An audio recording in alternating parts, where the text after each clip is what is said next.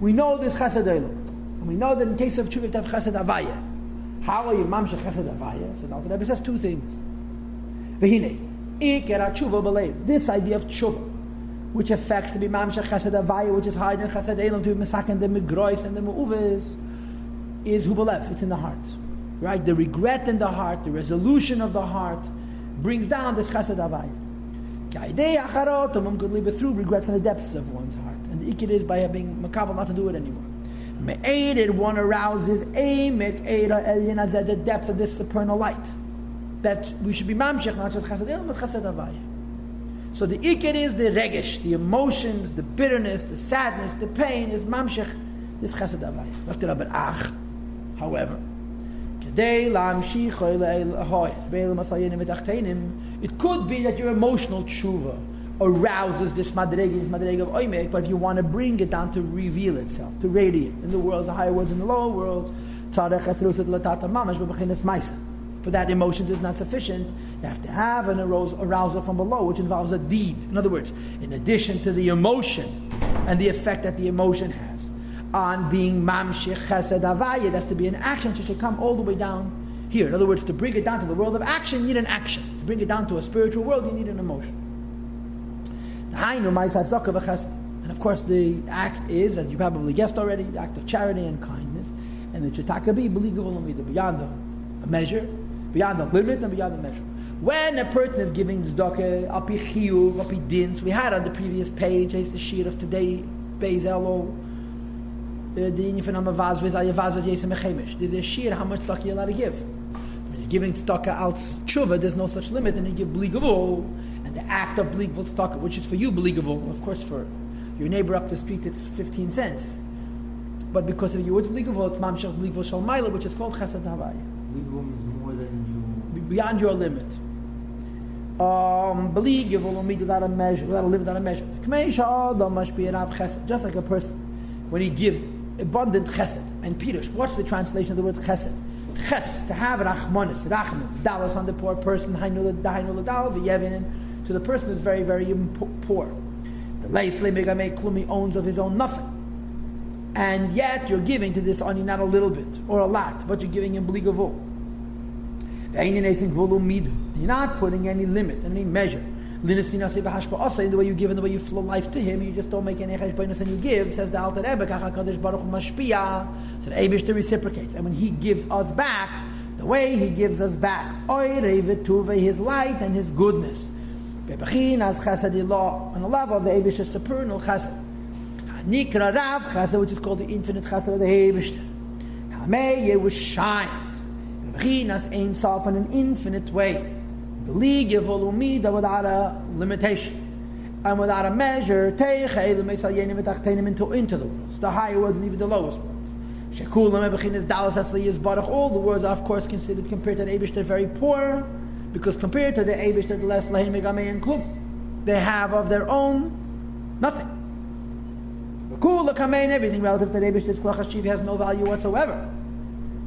So we're all considered very poor. And when a human being gives a poor person what is considered for him bligavul, the Eibushter gives his poor creation what is considered for the Eibushter bligavul, which is the inyan from Rav Chesed, right?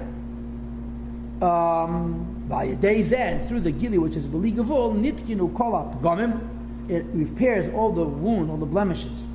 Shepagam ha'odam ba'avenesav, that the person blemished through his sins, lamaila ba'elam sayenim v'tachtenim, above in the higher worlds and also in the lower worlds. So here he already uses the word pagam. Before he used the word migras b'kodesh. And migras b'kodesh meant had a mitzvah saseh. You didn't do a mitzvah that is less chayas. It's a muvah slichal sakin. And you're masakin into Rav Chesed Avarachampin. Here he's saying a pagam of an aveda, which is also repaired, as they come to it, through tzedakah, which is bligavul. The pasuk therefore says, also tzedakah mishpat. A person's doing righteousness and justice is nivchal l'shem yizavach, is more favorable to the Eibushter than a korban, because tzedakah is one of those mitzvahs that a person could do bligavul, mashenkin other mitzvahs. Every korban has a shear, has a measurement and a limit, and it doesn't help to bring more. You have a certain chiyuv to bring a korban.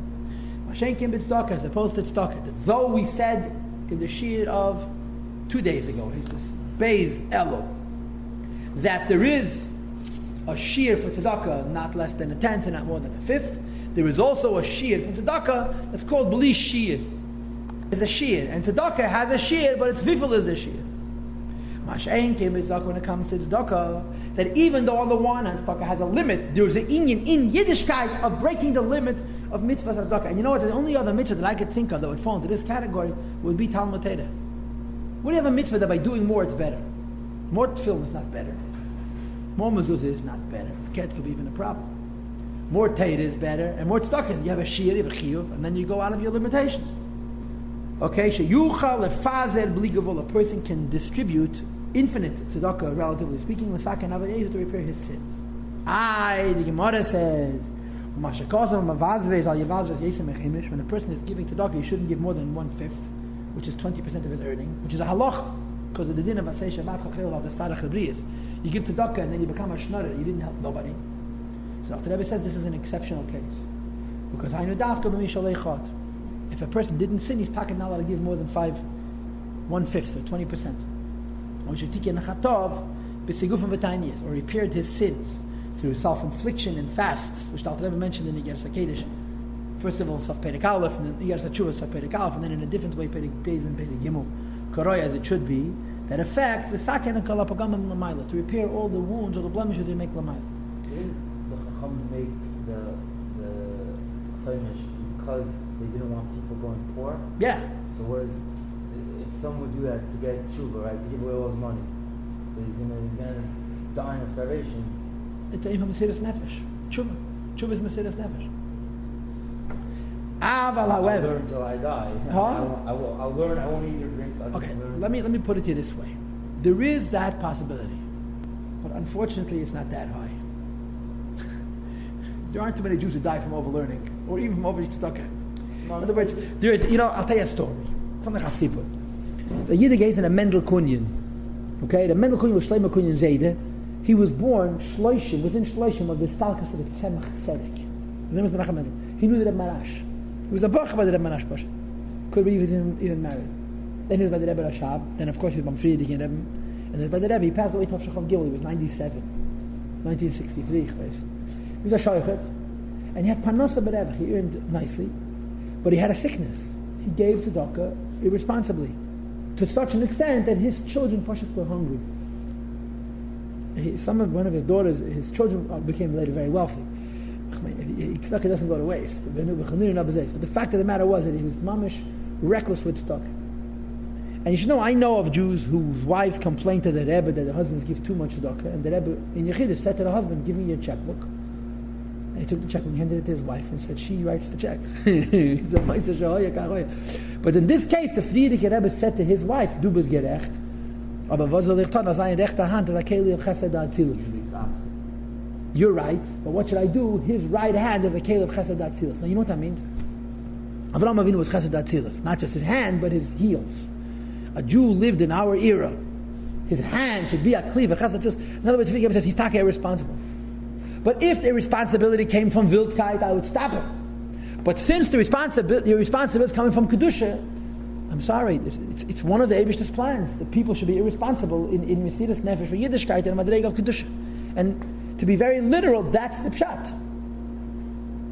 So why did they make a limit in the first place? Because not everybody is about tshuva. And it's only for about tshuva. Verstehst? And then Bechlal, every mitzvah has to have a shir. The Rebbe said the shir is a good thing. The shir is a good thing not only because it makes it doable, because that's how the lakus comes into the world. Chesed Elul. Chesed Elul means limited kindness. Chesed Avaya means infinite kindness. The only reason Chesed Avaya comes into this world is because it's riding on the back of Chesed Elul. If there'd be no first shir and limited tzedakah, there'd be no such thing as blikvul and tzedakah either. So the Rebbe says, if a person needs to repair his soul, a dayan still. Pshita says the Alter Rebbe, listen to these words. You shouldn't make less healing of the soul from the healing of the body. When a person is sick, he needs doctors. It doesn't make any cheshbonos of how much money he has. If Taylor says a person is going to give away everything he has to save his life, he's not going to say that according to the American statistics, 14% of all of our GNP goes for medicine, and therefore he can only spend 14 cents out of every dollar he earns. He's going to save his life. Tshuva and the tzedakah associated with tshuva is in the same bechira, in the same madrega. Okay.